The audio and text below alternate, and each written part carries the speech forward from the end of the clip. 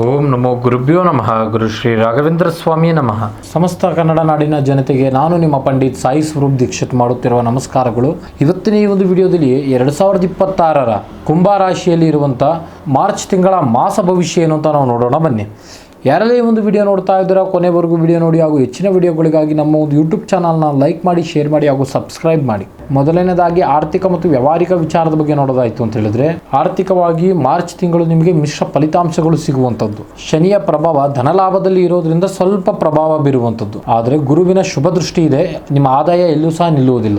ವ್ಯಾಪಾರಸ್ಥರಿಗೆ ಈ ತಿಂಗಳು ಹಳೆಯ ಹೂಡಿಕೆಯಿಂದ ಲಾಭ ಸಿಗುವಂಥದ್ದು. ನೀವೇನಾದರೂ ಹೊಸ ಉದ್ಯೋಗ, ಹೊಸ ವ್ಯಾಪಾರ ಮಾಡಬೇಕು ಅಂತ ಅನ್ಕೊಂಡಿದ್ರೆ ಆರ್ಥಿಕ ಶಿಸ್ತು ಕಾಪಾಡಿಕೊಳ್ಳಿ. ಅನಗತ್ಯ ಸಾಲ ಮಾಡುವುದನ್ನು ಆದಷ್ಟು ತಪ್ಪಿಸಿ. ತಿಂಗಳ ಅಂತ್ಯಕ್ಕಾಗಿ ವಾಹನಕ್ಕಾಗಿ ಹಣ ವೆಚ್ಚ ಮಾಡುವಂತ ಸಾಧ್ಯತೆ ಬಹಳ ಇದೆ. ಇನ್ನು ವೃತ್ತಿ ಮತ್ತು ಉದ್ಯೋಗದ ವಿಚಾರದ ಬಗ್ಗೆ ನೋಡೋದಾಯ್ತು ಅಂತ ಹೇಳಿದ್ರೆ, ಉದ್ಯೋಗಿಗಳಿಗೆ ಇದು ಒಂದು ತಾಳ್ಮೆಯ ಪರೀಕ್ಷೆಯ ಸಮಯ. ಕಚೇರಿಯಲ್ಲಿ ನಿಮ್ಮ ಕೆಲಸದ ಮೇಲೆ ಅತಿ ಹೆಚ್ಚು ಒತ್ತಡ ಇರುವಂತದ್ದು. ನಿಮ್ಮ ಸಾಧನೆಗೆ ತಕ್ಕಂತೆ ಮನ್ನಣೆ ಸಿಗಲು ಸ್ವಲ್ಪ ಪ್ರಯತ್ನ ತಗೊಳ್ಳುವಂಥದ್ದು. ಶನಿಯ ಒಂದು ಜನ್ಮ ಸಂಚಾರದಿಂದ ಆಲಸ್ಯ ಉಂಟಾಗುವಂಥದ್ದು. ಅದು ಬಿಟ್ಟು ಶ್ರಮ ವಹಿಸಿದರೆ 100% ಕೆಲಸ ಆಗುವಂಥದ್ದು. ಉದ್ಯೋಗ ಬದಲಾವಣೆ ಮಾಡಬೇಕು ಅಂತ ಅನ್ಕೊಂಡಿದ್ರೆ ಇದ್ದಲ್ಲೇ ಕೆಲಸ ಮಾಡಿ, ಕೆಲಸ ಬದಲಾವಣೆ ಮಾಡುವುದು ಬೇಡ. ಇನ್ನು ಕುಟುಂಬ ಮತ್ತು ಪ್ರೀತಿ ಪ್ರೇಮ ವಿಚಾರದ ಬಗ್ಗೆ ನಾವು ನೋಡೋದಾಯ್ತು ಅಂತ ಹೇಳಿದ್ರೆ, ಕೌಟುಂಬಿಕ ಜೀವನದಲ್ಲಿ ಸಮಾಧಾನ ಇರುವಂತದ್ದು. ಸಂಗಾತಿಯೊಂದಿಗೆ ಸಣ್ಣ ಪುಟ್ಟ ಭಿನ್ನಾಭಿಪ್ರಾಯ ಬಂದರೂ ಸಹ ಪರಸ್ಪರ ಮಾತಾಡಿಕೊಂಡು ಬಗೆಹರಿಸಿಕೊಳ್ಳುತ್ತೀರಿ. ಪ್ರೇಮ ಜೀವನದಲ್ಲಿ ಇರೋರಿಗೆ ಈ ತಿಂಗಳು ಸ್ವಲ್ಪ ಗೊಂದಲ ಇರುವಂತದ್ದು. ಮೂರನೇ ವ್ಯಕ್ತಿಯ ಮಾತಿಗೆ ಕಿವಿ ಕೊಡ್ಲಿಕ್ಕೆ ಹೋಗ್ಬೇಡಿ. ಕುಟುಂಬದ ಹಿರಿಯರ ಆರೋಗ್ಯದ ಬಗ್ಗೆ ಸ್ವಲ್ಪ ಕಾಳಜಿ ವಹಿಸಿ. ಮನೆಯಲ್ಲಿ ಸಣ್ಣ ಮಟ್ಟದ ಧಾರ್ಮಿಕ ಕಾರ್ಯಕ್ರಮಗಳು ನಡೆಯುವಂತ ಸೂಚನೆಗಳಿದೆ. ಇನ್ನು ಆರೋಗ್ಯಕ್ಕೆ ಸಂಬಂಧಪಟ್ಟಂತ ವಿಚಾರದ ಬಗ್ಗೆ ನೋಡೋದಾಯ್ತು ಅಂತ ಹೇಳಿದ್ರೆ, ಶನಿಯ ಒಂದು ಜನ್ಮ ಸಂಚಾರದಿಂದ ಮಂಡಿ ನೋವು, ಕಾಲು ನೋವು ಕಾಣಿಸಿಕೊಳ್ಳುವಂಥ ಸಾಧ್ಯತೆಗಳಿದೆ.